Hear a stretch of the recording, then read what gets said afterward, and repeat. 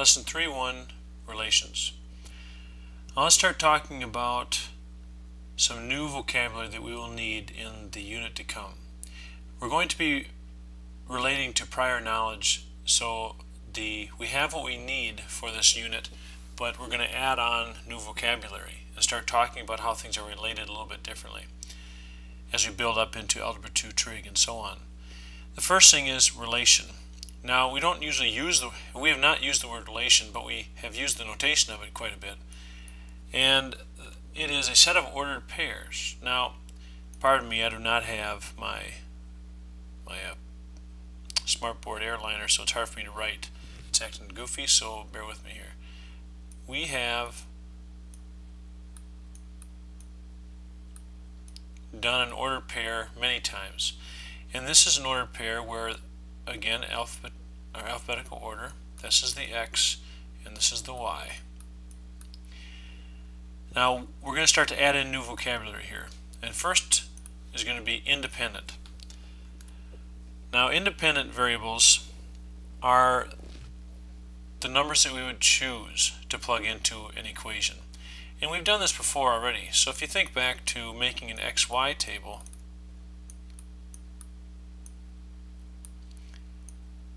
in the past we'd plug in things like -1, a 0, a 1, etc. And we would plug it into an equation. I'll just make one up here. Y equals x plus 1 or x plus 2 or something. And we can choose what we want to plug into the equation. In this case, -1, 0, and 1. Since we have the right to choose what we plug in, that would make it the independent variable. Now, the dependent part would naturally be the Y value, because the Y value will depend upon what X value we plug in. So in this case up here, if we plug in -1 to our function, then -1 plus 2. -1 plus 2 would give us a positive 1. 0, plug that in there. 0 plus 2 is a 2. Plug a 1 in, we get 3. So again, the Y value is dependent upon what X value we choose. Therefore, the dependent variable is the Y variables. Now if I made an XY chart, or if I had just the first quadrant, then as on a regular coordinate grid, X is the x-axis and Y is the vertical axis and so on, or X is the horizontal axis. Based upon that chart there, this is dependent, or excuse me, this is independent. The x-axis is independent. Again, sorry for my handwriting here. I'm doing it with a mouse. And this is dependent. Now let's add just a couple more terms. Domain and range. Now domain is all values of the independent. Notice that domain goes with independent, in this case X values. So all the values for the relation. In other words, the set of first numbers in ordered pairs. So domain is what you could plug in. And mostly with every question, or I shouldn't say every, in most questions or most equations, you really have an unlimited choice of what you want to plug into the x-axis. So normally domain is all reals, and we'll get to that later too. So domain could also be put together with our X or independent values. Range then would go with our Y values, what we get out. So we would say the range relates to the dependent variables or the Y values, and that would go to the y-axis. And we'll put this into context in a moment.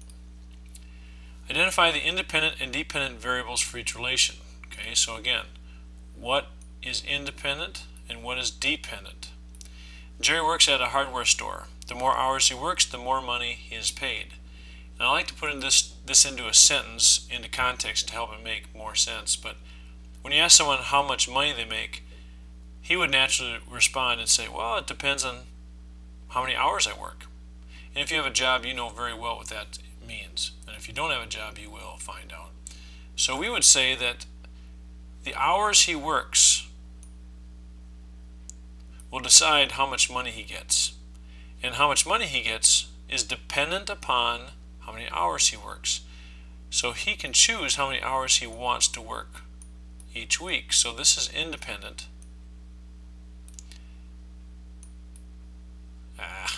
There we go, D. And then how much money he makes is going to be dependent. So how much money he makes is dependent. So again, the money he makes is dependent upon how many hours he works. Cal is wrapping gifts. He uses different amounts of paper to wrap boxes of different sizes. So we have boxes of different sizes and different amounts of paper.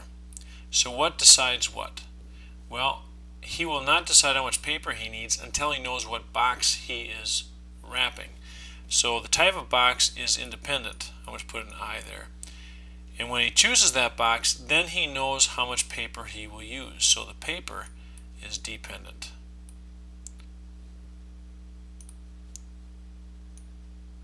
There you go. Now, if we are given a set of ordered pairs, in this case we have 4 coordinates. This is kind of going backwards. Normally we have an XY chart and we would make a coordinate out of it. But we're going to go backwards here for a moment. So again, ordered pair means X term first, Y second. So this is this coordinate tells us 0 and 4 for our XY chart. And the next one would be negative 3 and 4. And 5 and 2. And 1 and negative 1. Now, why would we do this? Well, we'll see in a moment here. But if we put it on the graph, 0, 4 is here. Negative 3, 4 is here. 5 and 2 is here. And 1 and negative 1 is here. Now, we just did what they asked, but let's determine the domain and range. Now, if we're given a set of ordered pairs, this is all the information we have. So based upon that, what is the domain? And we said domain represents the independent variables, which we know are the x's. So our domain,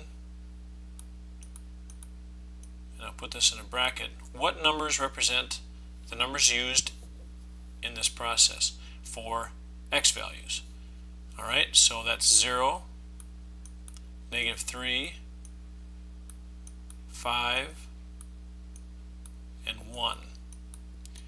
Now, I could put them in order, but that's okay in this part. This is good enough. What's the range? Well, the range, as we said before, represents the y values. So the range is 4. Now I don't have to write 4 again. I just need to write it once. 2 and negative 1. And that is how we would answer that question. Just take the x values for domain, y values for range. And the next question that's going to be coming up eventually here is it a function or not? And we would use what's called a vertical line test. We would take a line, make a vertical line, and ask ourselves, are there any points one above another, exactly above another? So at this point, there's nothing above or below that point, nothing above or below that one, exactly above or below, and same with that point, and same with that point. This is said to pass the vertical line test, and we'll come back to that in a moment. Use this graph to determine domain and range. Alright, so again, now we have a graph, which is sum of the coordinates. If we do not have an XY table, this is basically many, many points. So let's talk about domain. The domain are the x values. Now if I were to pick some points here, like there and there and there. They're all 3 different points. So for example, if I had the bottom one, the coordinate would be 3, 1, and 3, 2, and 3, 3. And that's just a couple of them, 3 of them. We can go on and on. But look at the x value. It's always 3. So the domain is always 3. The range, again, I only picked out 3 points, but I could go on and on.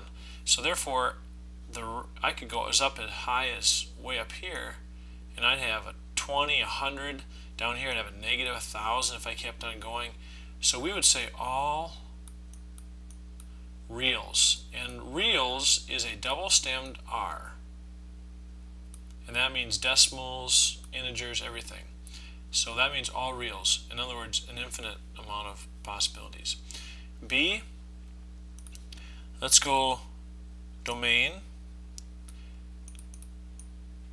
Now, this graph stops here, but it actually goes on forever, right? So I could go way out to negative 100, and I could go way up, and I'd eventually hit a point. So in this case, I have all reals for my domain.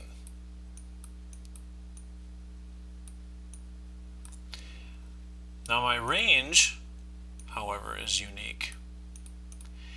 The range of the y values, remember? So if I go up and down, I will be able to pick out y values really high, but my y values will never get lower than a negative 1. So that coordinate right there is negative 3, negative 1. But I'll never get like a negative 2 and then go down here because the graph doesn't go down there. So the range are y values that are greater than or equal to negative 1. I'm not going to get any smaller than that. So this is a very big piece of our new vocabulary, and this one will take a little bit of getting used to, domain and range. So it's very good to ask questions about this and make sure you get it cleared up. But it just takes a little bit of practice. So we're taking old knowledge and we're kind of rephrasing it and putting it into different context and discussions and sentences and vocabulary. So just a new way of talking about old things. So very important to talk about it, ask questions on it, get help with it, and eventually it'll come to be more familiar.